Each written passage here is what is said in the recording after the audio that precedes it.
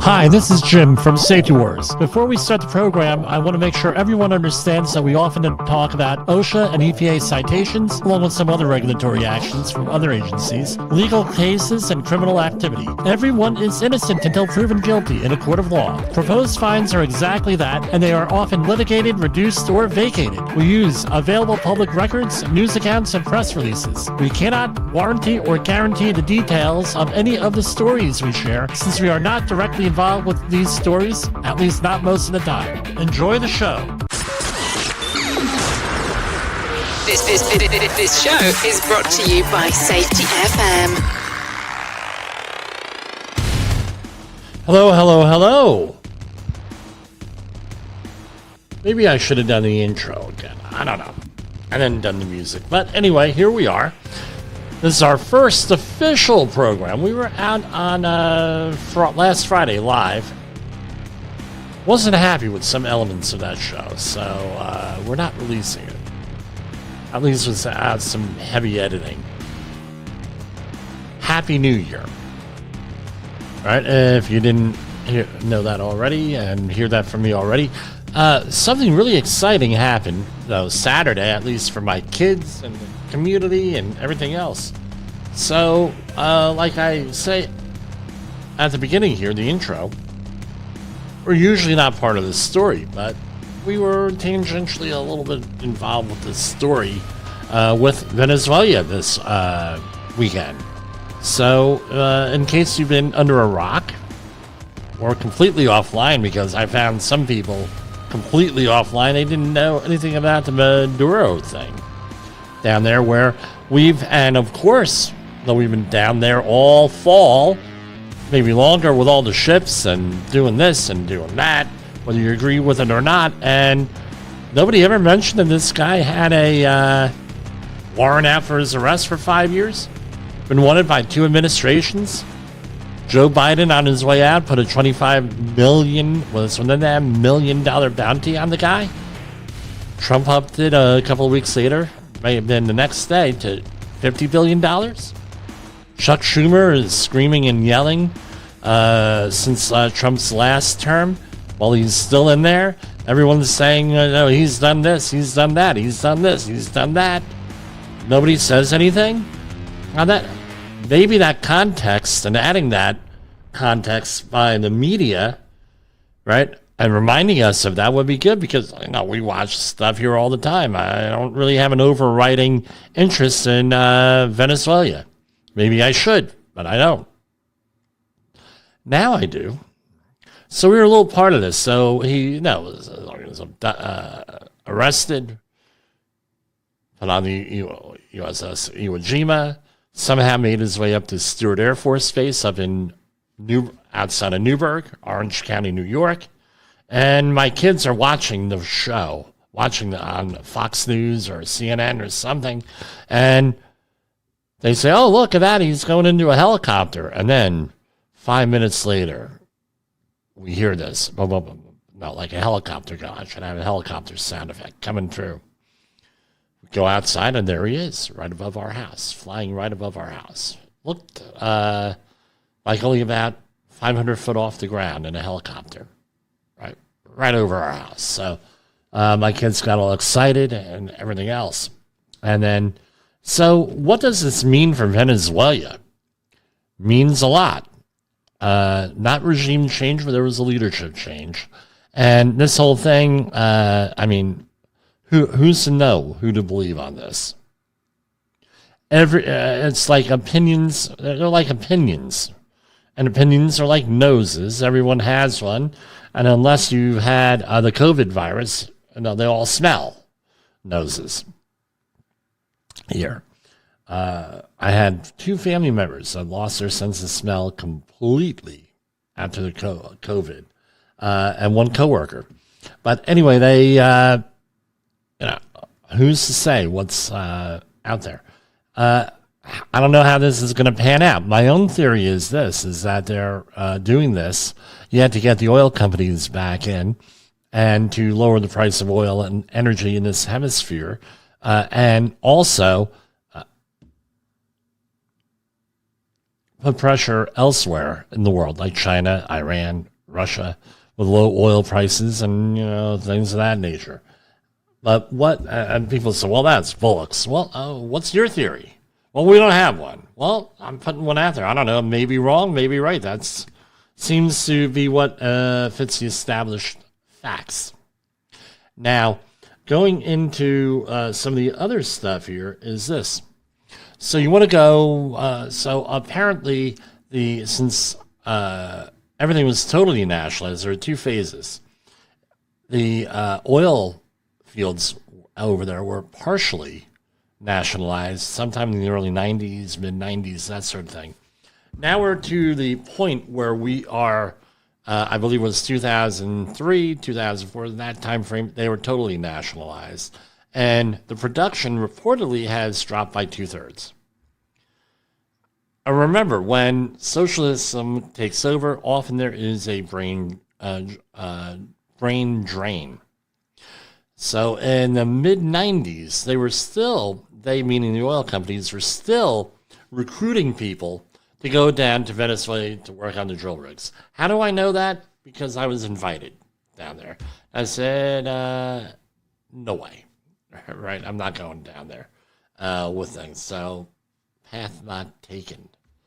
Anyway, we go down, but no, I do have some experience with drill rigs. I do have some experience with in the oil industry. Midstream, a little bit of upstream, a little bit of downstream, but mostly midstream. I do know this. With the chemical composition of oil, and a lot of the other attributes, there's a lot of wear and tear on the equipment.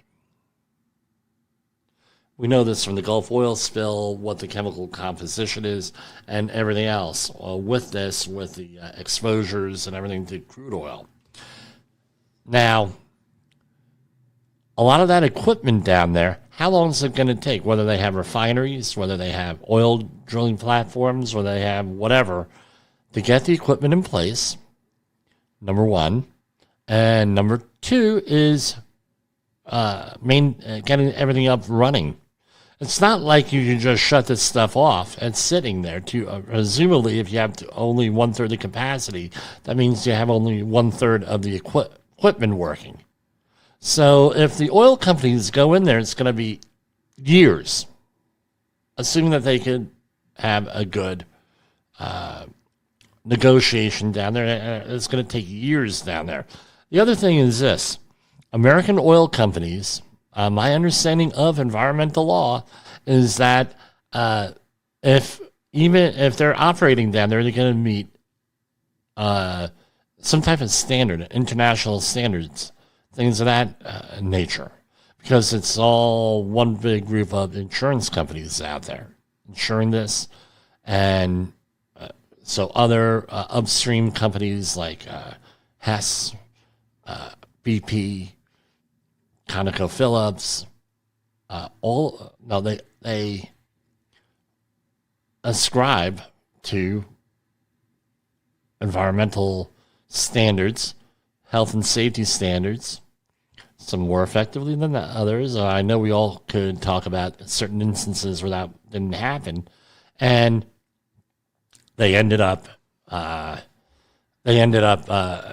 up with something better than a socialist country operating stuff. Remember, wherever there's socialism, not so much socialism, but communists, dictatorships, they really don't protect the common person down there with safety, health, environmental stuff. I know because I did a visit to Eastern Europe right after the fall of communism, and I tell you what, things were horrendous. There still are in some places, but back in the early 90s, horrendous down there. So I can only imagine what the pollution rate is, and I'm sure that any reports down there are going to be totally self-serving by the Venezuelan government. So doesn't necessarily apply.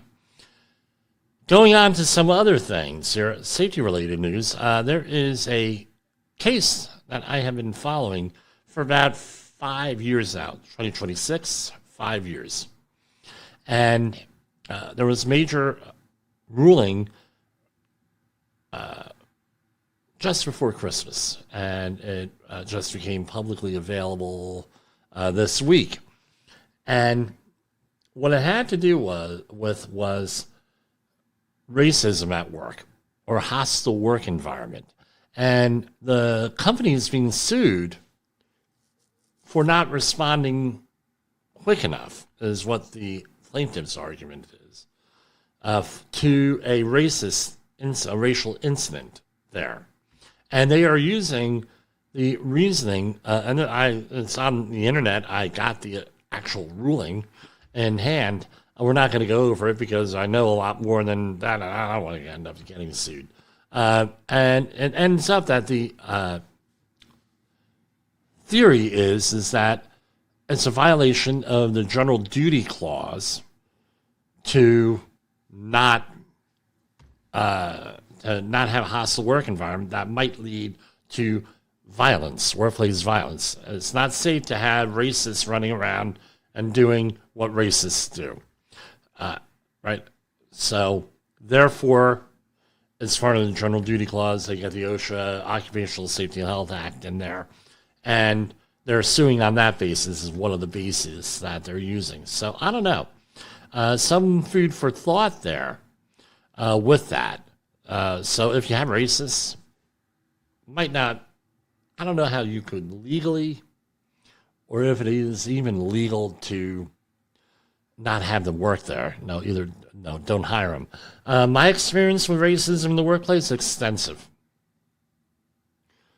Why? Because the health and safety officer normally is the person who handles that with smaller companies. HR doesn't want to deal with it. I can tell you that most of the time HR doesn't want to deal with it. Even in the 2026 with the DEI world, that again, the pendulum is swinging the other way now, anti-DEI. And with all the other laws out there, HR still doesn't like to deal with it because they want to ignore it. Well, that doesn't happen. Sound familiar with safety? We have a great safety program. Yeah, but we have like... No, we don't have the right equipment. We don't have this old fall protection. It doesn't meet any type of inspection criteria. Don't worry about it. Don't tell us about that. Hey, we have this unsafe condition. Don't worry about it. It's good.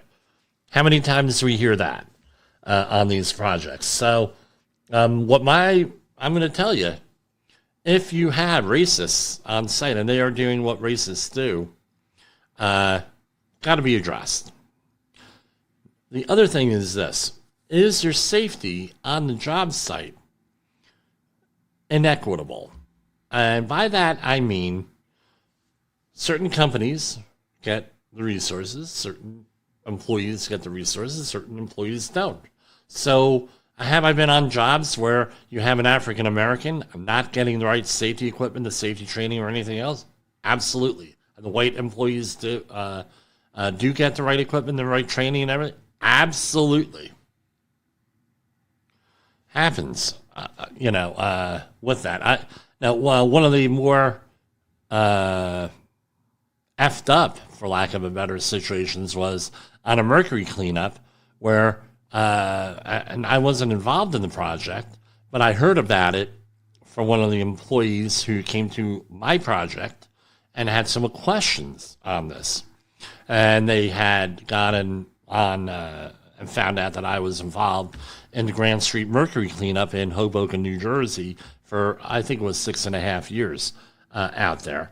And they said, Jim, we found out that you know something about mercury based on LinkedIn or something like that. And I said, yeah, I know a little bit. I know about mercury. And the guy says, well, he says, well, on the last job I was on, they said the mercury wasn't dangerous because we didn't smell it. And we were doing an environmental cleanup. As long as you don't smell it, it's safe. I said, well, mercury vapor is odorless. He said, really? I said, yeah. I said, in reality, I've worked around it enough and with it enough that the air quality does change a little bit, but most people wouldn't know that because I have a mercury vapor analyzer.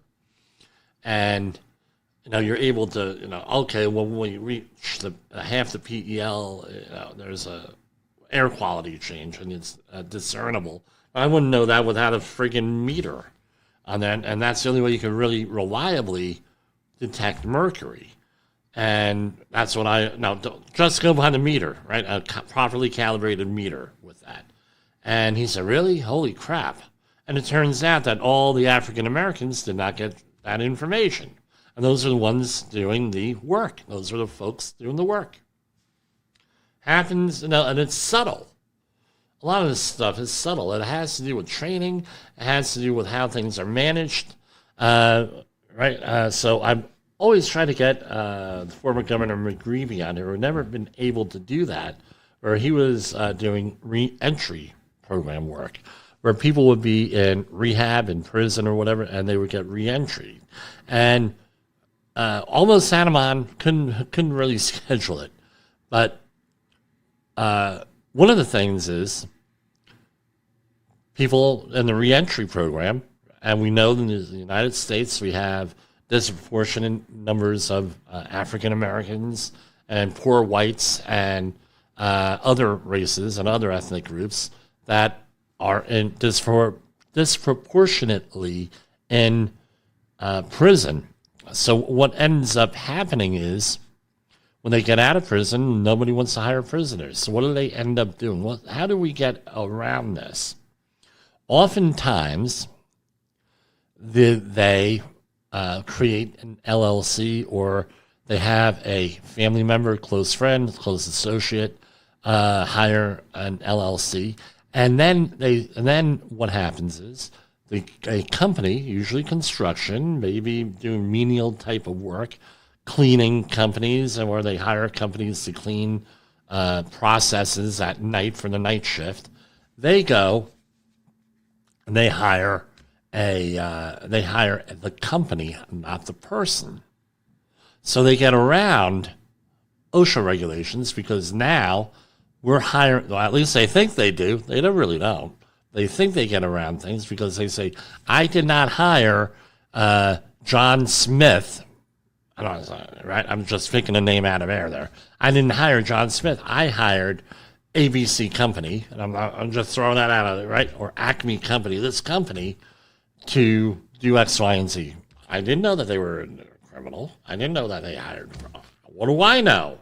And then claim ignorance. And then on top of that, they feel that, well, now we don't have to manage their OSHA compliance or anything else. And by the way, they may be the self-employed. So therefore, since they're self-employed, our check is going to the company, not to them personally. They're self-employed. They don't have to comply with any safety regulations. And that's what happens is those things don't get reported, unless it's a horrific accident. You never hear about it. So they don't get the training, they don't get anything. They don't even, so in that case, they don't even have to pay taxes on those people. They're just writing them a check. And we don't know. Well, plead ignorance. That kind of stuff goes on. And that's what we got. So we're opening up things here. Let's go to our first commercial break.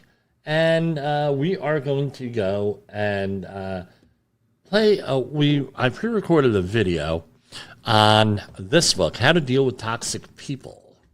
So that's what I went over on Friday night. I did not like how it came out, so we re-recorded it. We're going to insert it right here. For Safety Wars, this is Jim Polzel, and we're going to come back with you after the video. It's like 8 minutes long, something like that. Safety Wars is streaming now. safetyfm.com. Have you listened or watched the Safety War Show? It does stream live on the radio and on the streamer-emers that we have. So if you have not taken a listen to Jim Polzel and what the hell he's doing every evening with Safety Wars, I would strongly encourage you to take a view or take a listen, whichever option is available for you, and take a listen to what the hell he has going on. It will take some deep dives and some information that you might Is your safety training old, stale, and hackneyed? Is your safety trainer still preaching a warped version of behavior-based safety? How about safety training that actually addresses your hazards in your workplaces and is not standardized baloney from 25 years ago? Contact the Safety Wars team at safetywars.com or call Jim Posel at 845-269-5772. Remember, if you're receiving this message, you are the solution to unsafe workplaces.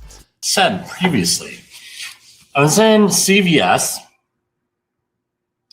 and I found this book. Guy by the name of Gregory Jantz with Keith Wall. How to Deal with Toxic People. I was waiting for my flu shot because we have a real bad flu situation here in New York. And I was like, probably need to get the flu shot on this one, right? Regardless of what your opinion is or regardless of anything else. So what I ended up doing was I found that book. That's there. I'm waiting. There's a line of people there. And what do you know? So I started reading this. I said, man, this is a great thing. So I am going to go into how to deal with toxic people, at least with these people. And it's a dual thing. One, the book is how to deal with toxic people, but first you have to be able to identify who those toxic people are. And the other thing is, if you want to be really introspective, figure out whether you are one of those toxic people. And that's just the way it is. So we are doing a side-by-side here. So here we go. How to deal with toxic people. So number one, right? This is how you know this, right? Truth telling is not a high priority.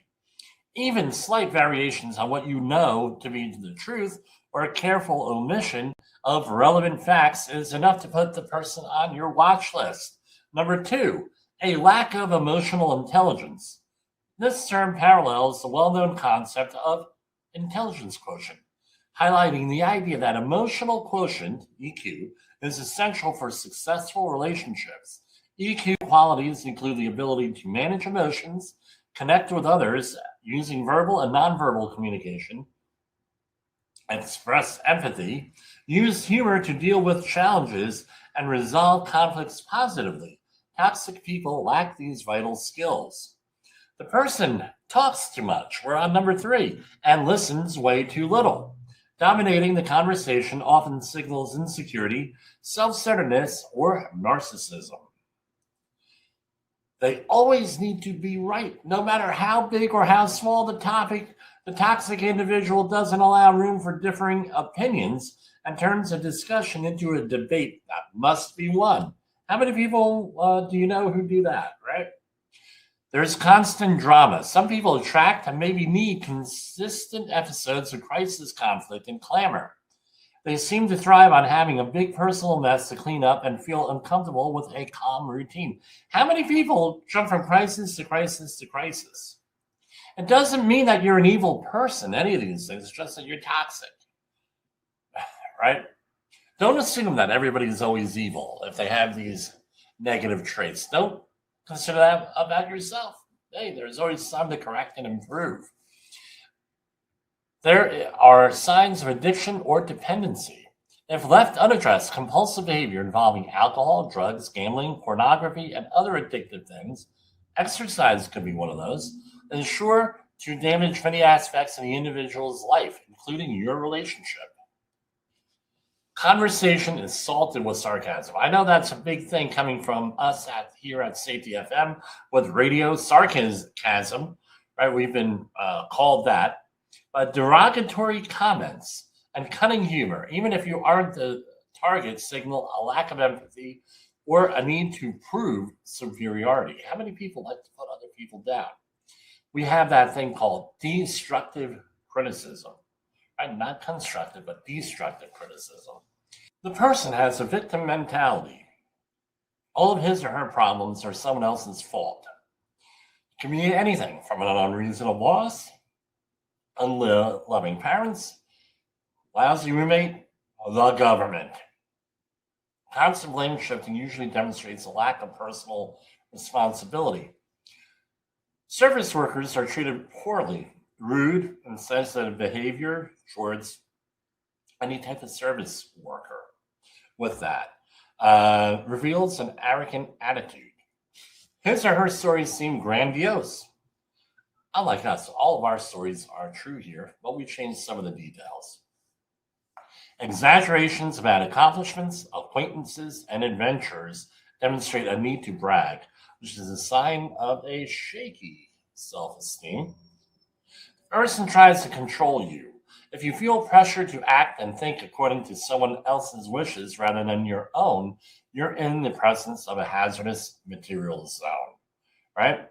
So control, and there's all different ways that you could try to control the situation with things. I had a former colleague, thank God he's a former colleague.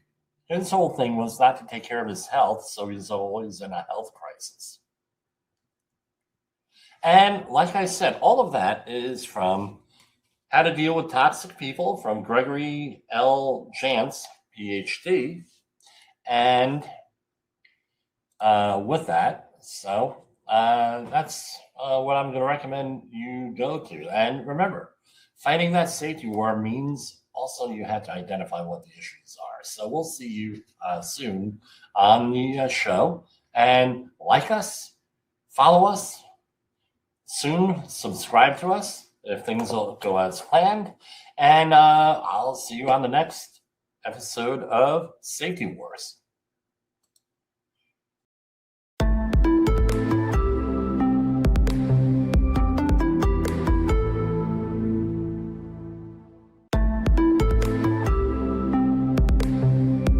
So just to let you know, I receive inquiries all the time. I am doing a project this weekend, training class on maritime safety. So for the maritime outreach program. So if interested in that sort of thing, give us a call. What else do we have going on here? All right, we're going to go and we're going to do a share screen, and we're going to go over some Department of Labor stuff and EPA stuff, a lot of activity here with this. Some of it OSHA related and safety related, some of it is not, but we have to cover this stuff because nobody else is freaking doing it. I'll be honest with you here. So here we have here. All right, this is from Department of Labor in the newsroom. So this is from yesterday.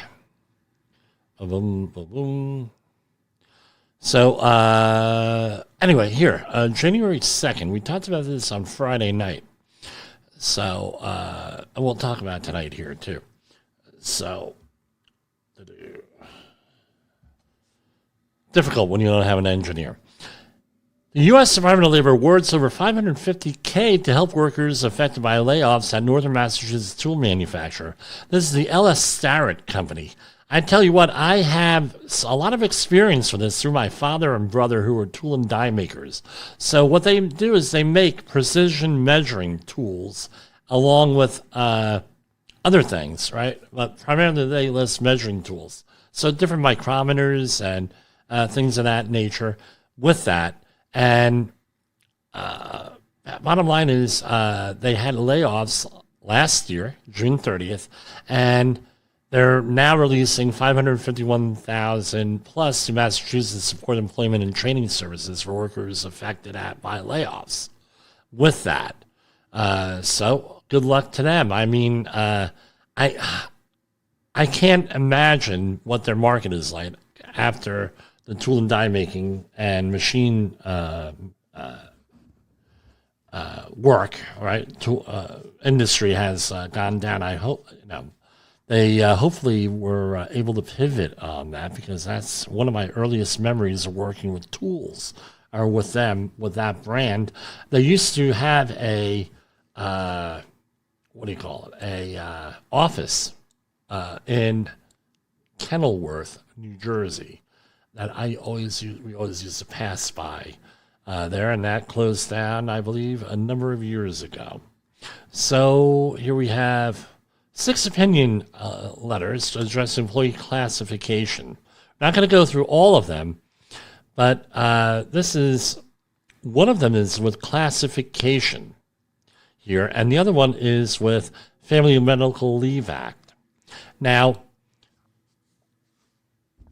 I was discussing this with some of the other people, and we're going to pivot here with this. We don't really do a lot of advocacy other than we advocate for safer workplaces, and if there's different government policies out there, we talk about the different government policies. But one of the things that absolutely has to be reformed, and there needs to be a movement for this, is the Fair Labor Standards Act. Because I tell you what, companies use this often, and they abuse it. Now, they follow the law, but, right? So I know of organizations where they were paying people hourly wages, right? And they said, okay, how can we save money on this? Because And the logical thing is that if people are working 12 or 14 hours a day, you're understaffed or you're assigning them too much work, right?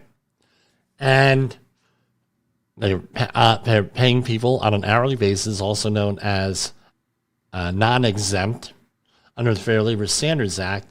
They say, well, can we put them on salary? Oh, yeah, let's write their job description, get the attorneys to lawyer it up a little bit, and now all of a sudden they're salaried workers doing the same freaking job, not supervising anyone or anything else, and now they're salaried workers. In the safety industry, where do we get into this? We have an overabundance of checklists, and we are not given any leeway. We don't have the authority to hire. Better have this in your contract, by the way, right? Because it could be your get out of jail free card, especially in places like New York. I'm not giving legal advice. We don't have the authority to hire, fire, discipline, make changes, and we're not in charge of the bidding process or budgeting or anything like that. All right. And people say, why do you put that in? Potentially, it shields me from liability, even if I'm a direct hire on that. But no, you're not. In the safety industry, you're doing checklists. You're doing this. You don't have any professional discretion at all. But they'll pay you a salary when you probably. They're paying you salary when you probably should be an hourly worker or a non-exempt worker on that. And I think the Fair Labor Standards Act needs to be reformed, and somebody out there, hopefully, in our audience, will take that bull by its horns on that, because I think the American worker is getting screwed a lot of times because of how this act is enforced and how this act is written. So here we go. Jim, shut up and get to the thing, right? So this is from last week. This letter responds to a request from an opinion regarding a reclassification from exempt to non-exempt status, right? Despite your belief that you continue to satisfy. So this is the other thing, right? And this is also part of this with the Department of Education with the loans, where they recently said, well, they reclassified things as professional or non-professional, and they're not giving out as much money in loans for that stuff. So certain medical professions are now not professional anymore. It's not a professional degree. And it is, in our opinion, that under the circumstances presented, the discontinuation of supervisory responsibilities would not preclude your classification as an exempt learned professional. Although your change from being paid on a salary basis to being paid on an hourly basis will likely defeat the exemption. Moreover, even if you do meet the test for the learned professional exemption, your employer may nonetheless choose to classify you as non-exempt. So this person is a licensed clinical social worker for a healthcare organization. Since receiving her, I'm assuming this is a female, may not be. Since receiving your professional license in 2018, you state that your employer has classified you as salaried, meaning exempt employee. You assert that your core job duties include clinical assessment, psychosocial evaluations, treatment planning and documentation, participation in interdisciplinary care teams, crisis intervention and discharge planning, and consistent application of professional discretion and judgment in your clinical decisions. In 2020, you became a supervisor and assumed supervisory roles. You state that your employer has recently undergone an internal restructuring and advised you that you would be reclassified to hourly, not exempt, and that your supervisory role would be discontinued. Consequently, you state that your employer has decided to reclassify your position from exempt to non-exempt on the basis that you are no longer a supervisor. You assert your role continues to be clinical and aligned with FLSA's exemption for learned professionals in accordance as defined by Code of Federal Register. Although you do not provide any additional information on the academic prerequisites, you say that you are an LCSW in the state of Utah, which requires a master's or doctoral in social work. Now, my first question is this. If this were to happen to me, how would Jim Posel, the safety warrior, how would he handle this? First thing I would do is call my freaking accountant. How is this going to affect my bottom line? Before I go and start complaining, hopefully this person did this, and they felt that they were getting a better deal as a salaried employee versus a hourly being paid by the hour, which includes time and a half for overtime. It all depends on what the situation is. Again, context drives behavior. Some people get hung up on this, with this, where they say, well, according to your work history, when you go for a new job, you are only a salary, you're a non-exempt employee. Therefore, you're not supervisory material. You're not doing this. You're not doing that. Well, guess what? That's not true. But some employers look at that way. Is that what's happening here too? I'm a very much, in case you haven't noticed over the 500 plus programs, I'm a pretty much a bottom line person with this. I know in the safety industry, I've worked. Let me think. One of the reasons why I went out on my own was I was being paid salary and I was being screwed. Now, work 80 hours a week and get paid 40 hours a week. I was getting screwed. Every employer was doing this.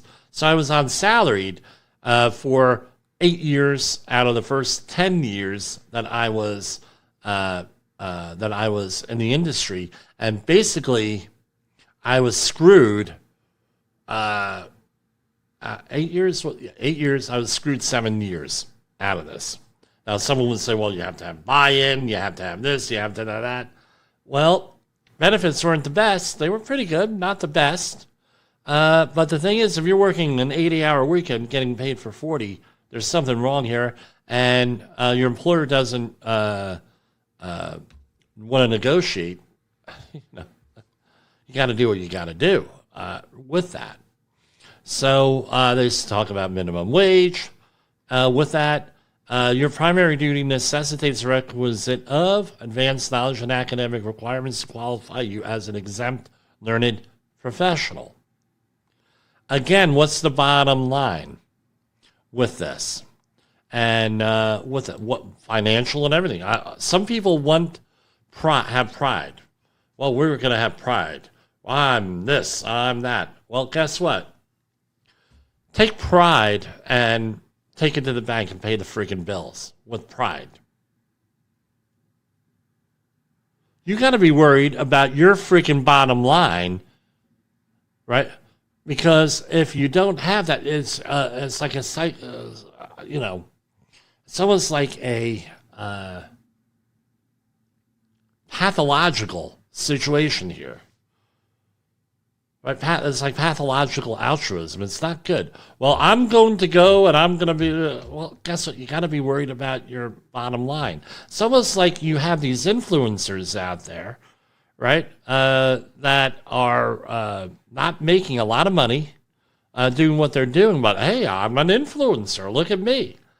Guess what? Take that to the freaking bank somewhere with that. And I think a lot of our safety work out there is menial work and would not be, from my reading, would not meet the exempt from overtime requirement. So what am I saying? Long story short, this is one law that needs some updating. Obama updated some of the regulations. I agreed with him on it. That was like one of the best things he did with that. And the other one, idiotic thing out there is non-paid internships. Because how many times have we seen people get effed around? And again, that's a racist thing, too. Because it's usually the people who are wealthy, right, can afford to not work a year. Or their parents, or so they're independently, they can afford not to collect a salary for an internship. Where poorer families, now you got a student loan, you got this, you got that, shit's costs more money, and you can't afford to do an internship, so it precludes you from a lot of the really high-paying jobs out there. Let's say the financial services industry being one.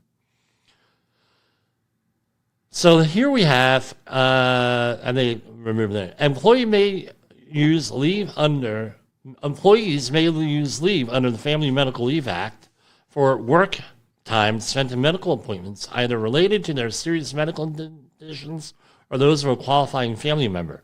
You requested an opinion from the Wage and Hour Division regarding whether FMLA leave may be used for time spent traveling to or from such medical appointments.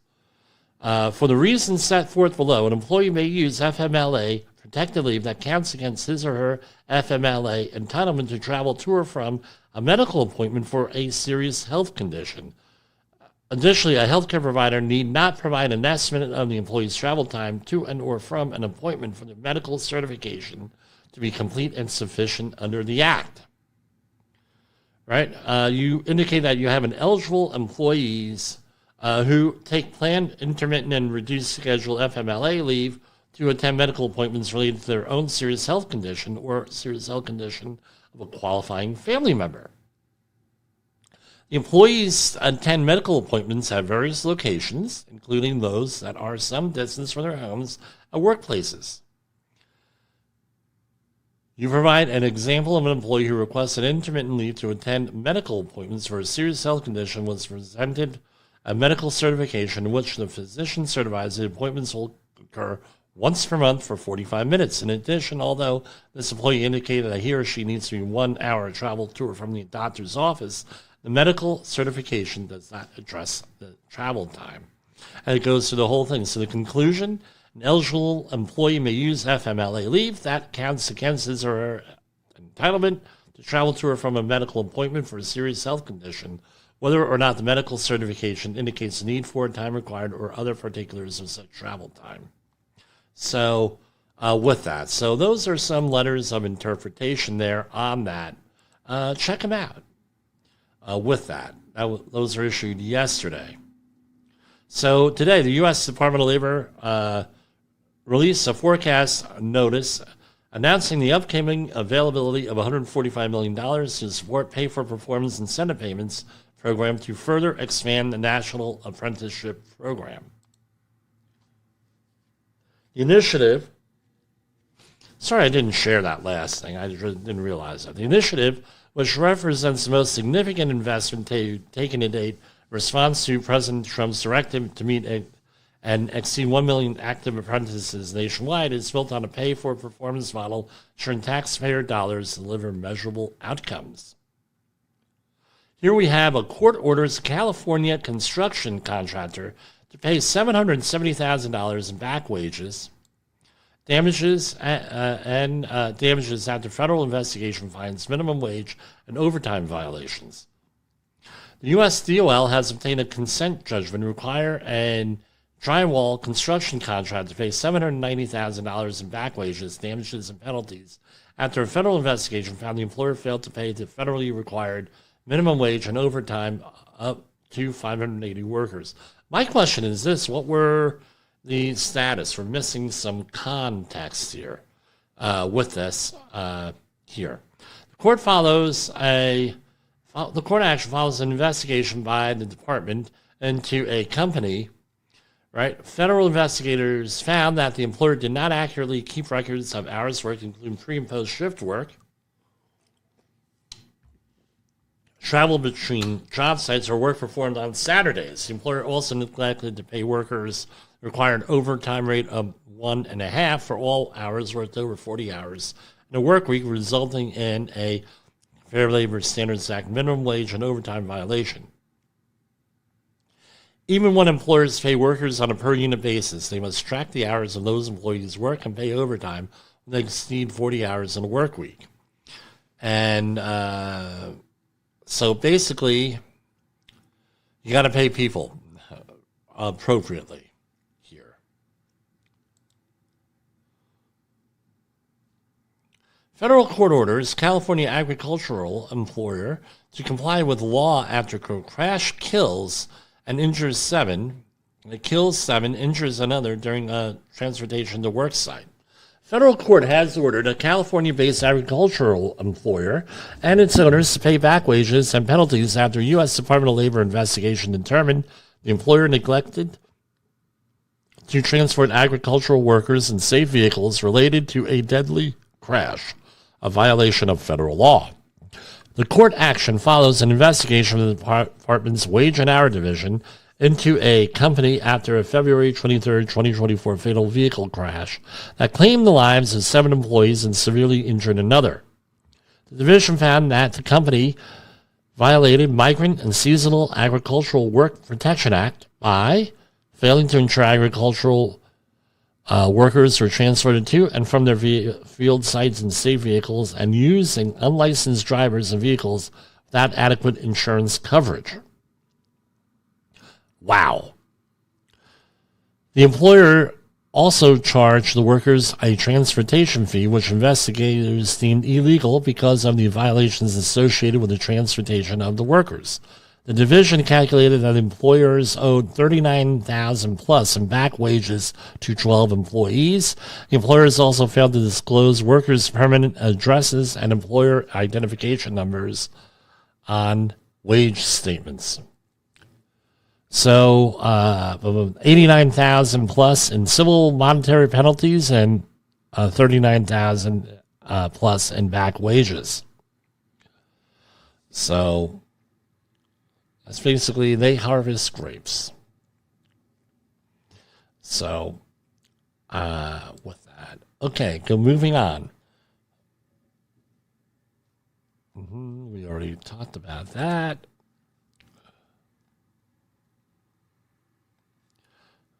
We mentioned that. And let's move on to EPA news. Now, one of the things that the EPA is doing here, let's start with this story. EPA fulfills, this from the last year, December 29th, statutory obligation. Now, one of the things, the thing, and this is not the only place I've read about it with other regulations. The government is, right now under Donald Trump, is only enforcing things that they're legally required to do.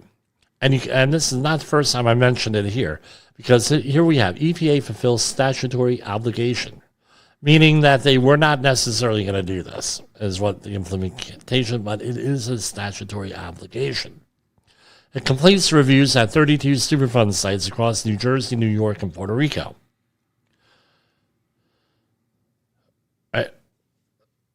Again, a lot of money is spent, has been spent, doing things above and beyond what the statutory requirements are. At least that's the opinion. And they have limited use, meaning limited utility, limited whatever you want to call it, effectiveness, or utility, anything like that. So they have adopted an approach where we're going to go and obey the law, follow the law to the letter. So, and that's how this is written. As required by law, every 5 years, EPA conducts reviews at Superfund sites following the implementation of a cleanup. This comprehensive review of previous works helps ensure that EPA continues to evaluate the performance of cleanup efforts and determines whether any further action to protect human health and the environment is required. The 5-year review for each of the sites are available on EPA's website. So I'm not familiar. I'm familiar with some of these. Here we have from New Jersey, right? In Myersville, that's an asbestos place, Helen Kramer landfill in Gloucester, not Gloucester, Gloucester County. Hercules in Gibbstown, I'm a little bit familiar with that. Jackson Township, Burlington, the landfill. Jackson Towers in Mount Laurel, King of Prussia, Winslow Township, Camden County, and here, this one was right in my backyard almost, where I grew up in Middlesex County. Let's see if this will come up, because some of these documents don't want to come up.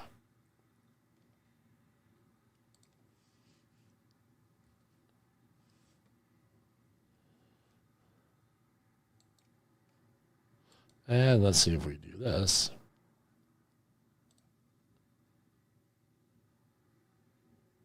Copy.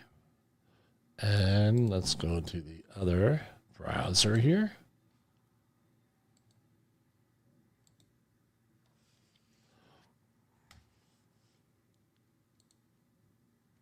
And see what we got.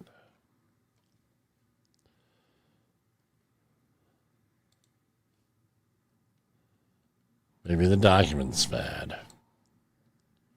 We should have the Jeopardy theme here. All right, here we go. So this came up. Well, let's share screen here. All right.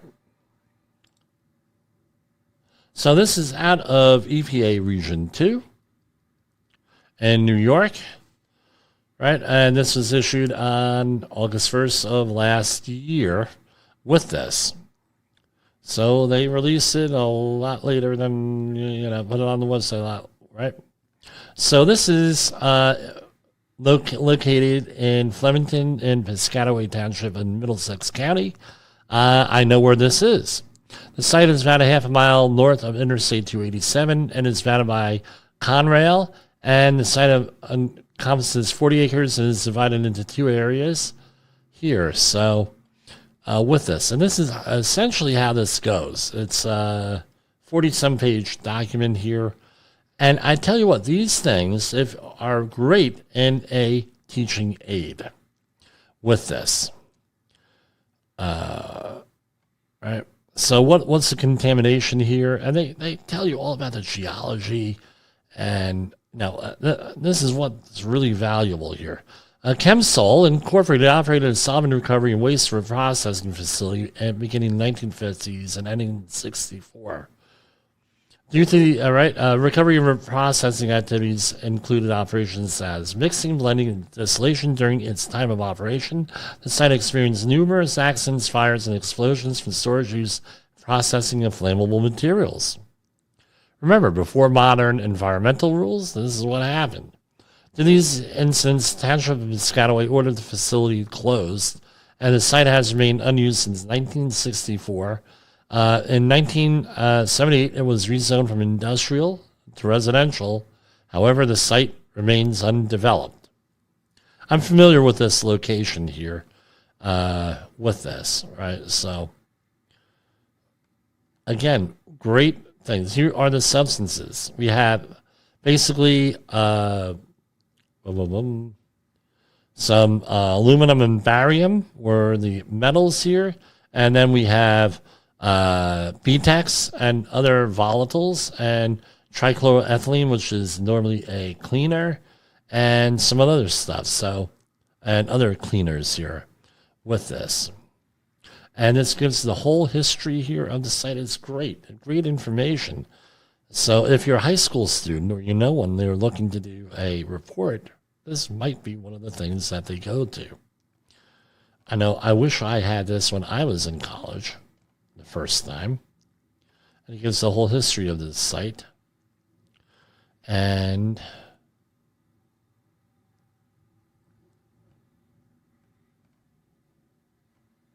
the whole history of this site there. Okay, so here we have the site right here. So, right, so here we have the purple line here is Route 287, and right here, and how do you read a topo map?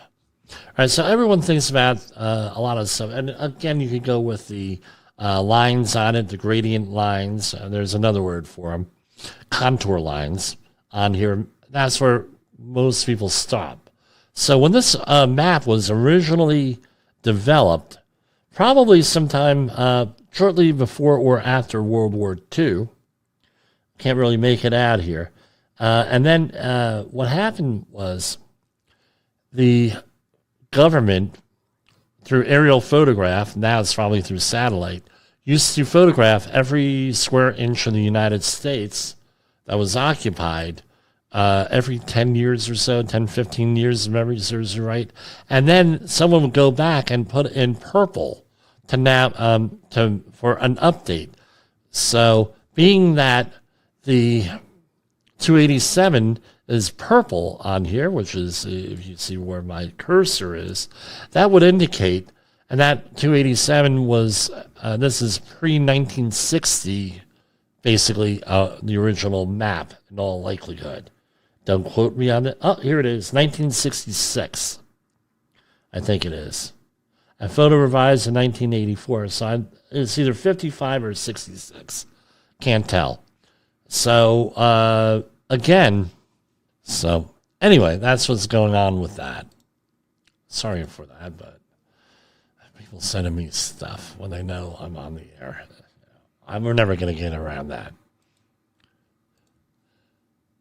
So basically, a lot of these sites, they're very, no, I know where most of these are. Now, so over here in New York is much larger. And do we have anything here in New York that looks interesting?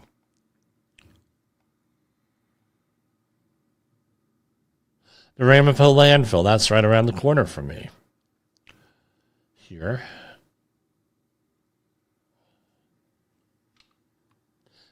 There used to be a community there called the Ramapo Jackson Whites, believe it or not.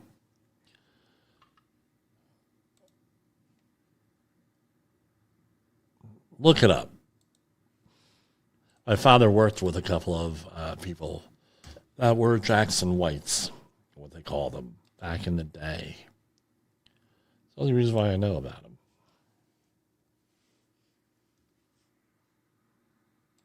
Okay, address invalid. All right, so here we go. This Ramapo, same guy, Paul Evangelista, issuing this.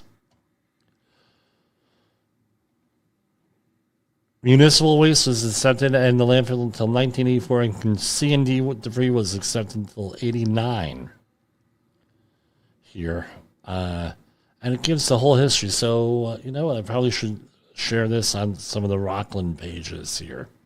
So that's what I got for tonight, and I will hopefully see you tomorrow night for Safety Wars and Safety FM. This is Jim Polzel. Good night. Hope I have a safe day.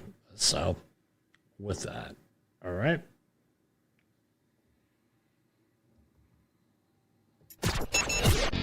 The views and opinions expressed on this podcast are those of the host and its guest and do not necessarily reflect the official policy or position of the company. Examples of analysis discussed within this podcast are only examples. They should not be utilized in the real world as the only solution available, as they are based only on very limited and dated open source information. Assumptions made within this analysis are not reflective of the position of the company. No part of this podcast may be reproduced, stored in a retrieval system, or transmitted in any form or by any means, mechanical, electronic, recording, or otherwise, without prior written permission of the creator of the podcast, Jay Allen.